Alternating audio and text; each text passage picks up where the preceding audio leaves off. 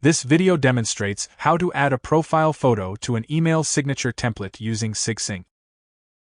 Profile photo adds a professional touch when it is included in your email signature template.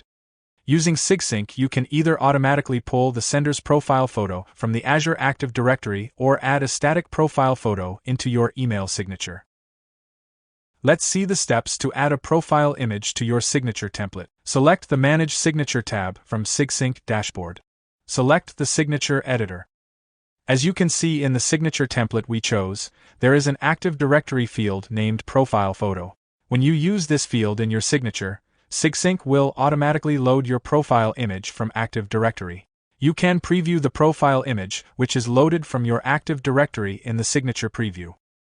Let's see how to add a static image as your profile image. Select the cell and choose Insert Image.